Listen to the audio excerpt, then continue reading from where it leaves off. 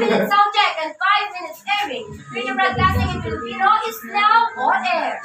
A blessed evening to everyone. This is an all-access broadcast. DZYX pagsubok sa mikropono. Radyo Pinas Aksyon 8:45. Campus Journalism Workshop isa dalaw tatlo.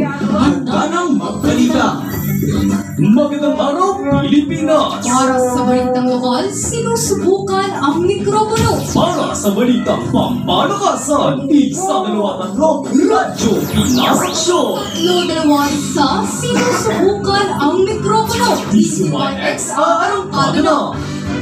Para sa showbiz na latest, kasama nyo ang inyong professional na marites. Isa, dalawa, tatlo, DZYX, laging on the spot. Para sa balitang showbiz na hatol sa presyo tulapanya, dito ang chika ng pulong kahiga. Hatid ng programang Radyo Pinas Aksyon para sa 5 minutong pagbabalita. Together with our technical director, James Tapia, this broadcast. 2, 1, on air. Mula sa news center ng DZYX, maghahatid ng totoo at mapanindigang mga balita. Ito ang Radyo Pinas Aksyon 8:45. Narito ang inyong mga tagapagatid balita. Sandigan ng tunay na tapat na pagbabalita. Hatid ang mapanindigang katotohanan para sa masa. Ito ang Radyo Pinas Aksyon 8:45. Magandang araw, Pilipinas! Ako si John Tapio. Mayo Pabeng Pampanga, ako naman si Rio Menezes. Para sa mapanindigang balitaan At para sa tapat na likod bayan, ito ang DZYX 8:45. Ang oras sa buong kapuluan ay alas 7 ng gabi. Sa ulo ng mga nagbabagang balita ngayong araw ng Sabado, ika-1 Pebrero 2025. protest rally laban kay VP Sara isinagawa sa EDSA. Mga Pilipino surrogate mothers sa Cambodia arestado. 3 araw na campus journalism workshop pasado na. 200 taekwondo players sumarangkada sa Magkebog Cup Technique. Para sa detalye ng mga balita, nagsagawa ng isang protest rally sa EDSA ang nasa 4,000 protestante laban kay VP Sara nito lamang Biyernes. Pinangunahan ng naturang akbayang party list kasama ang Magdalo Group kaugnay sa kasalukuyang impeachment complaint na kinakaharap ng ating vice-presidente ukol sa paggasta ng nasa milyong halaga ng confidential funds. Sa kabilang banda, ang mga naturang protestante ay nakasuot ng puting damit na may sulat ng impeachment Sara Now. Para sa iba pang balita, arestado ang 13 Pinay na surrogate mothers sa Cambodia matapos pasukin ng mga otoridad ang kanilang tinitirahan. Ayon sa Kandal Provincial Court ng Cambodia, sila ay sisintensyahan ng 4 na taon sa bilangguan at 2 taong pagkakasuspinde. Dagdag pa rito, wala pang pahayag ang korte kung saan mapupunta ang mga batang dinadala nila matapos silang manak. Magbabalik ang Radyo Pinas Aksyon matapos ang isang paalala. Uy, Bes, ba't parang ang lungkot mo lately? Ayos ka lang ba? Hindi nahirapan na kasi ako. Nagsasabay-sabay na kasi mga problema sa bahay at eskwelahan. Huwag ka mag-alala, may mental health program bukas sa school. Attend na lang tayo. Para saan ba yun?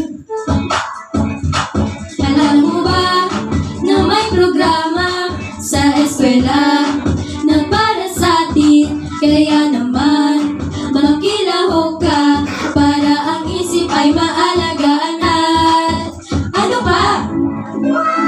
Stress ay mabawasan na, problema ay malimutan, anxiety at depression, lahat ng yan ay solusyonan. Basta sa pangungkapan ng mga pusiwin, sinotong basic education, mental health and well-being at promotional na naglalayong patibay ng kaalaman at pagdating ng serbisyong pang-mental na kalusugan. Kaya talagaan ating isipan dahil ang kalusugan ay kayamanan. Ang mga paalalang ito ay hatid sa inyo ng impilang ito. Kayo'y patuloy na nakikinig sa Radyo Pinas Aksyon. 300 mga estudyante lalahok sa isasagawang campus journalism workshop. Para sa detalye, narito si Ira de Guzman. Ira? Kaya magsasagawa ng 3 araw ng campus journalism workshop bilang pagsasali sa 300 mga estudyante na gaganapin sa University Auditorium Main Campus. Ang layunin ng nasabing workshop ay payabungan ng kayahan ng bawat karahok sa pamamagitan ng masusing pagsasanay at paggabay ng mga profesional. Samantala, magtatagal naman ang naturang workshop simula ika-15 hanggang ika-17 ng Pebrero. Ira de Guzman para sa Radyo Pinas Aksyon. DCYX 845. 200 taekwondo players sumarangkada sa Monkebo Cup Technique 2025. Para sa detalye, narito si Christian Cantuba. Umarangkada na ang mahigit kumulang 200 taekwondo players mula sa iba't ibang taekwondo club upang magpakitang gilas ng iba't ibang taekwondo forms gaya ng high kicks at spinning techniques sa Monkebo Cup Technique 2025 sa Denmark ngayong araw. Ibabase ang presentasyon ng mga kalahok sa kumpakan ng galaw, control at tamang pagposisyon tulad ng horse at box dance. Dagdag pa rito, ang paligsaang ito ay bilang paghahanda sa mga parating na pandaigdigang taekwondo competition ngayong buwan. Christian Cantuba para sa Radyo Pinas Aksyon. DCYX 845. At yan ang mga balita sa araw na ito. Muli ito ang News Center ng DCYX. Mag-ahatid ng totoo at mapanitinang mga balita. Ako si Jack Tapia. Kasama naman si Ria Meneses na nagsasabing sa tapat na pagbabalita, aangat ang buhay ng madla. Yay!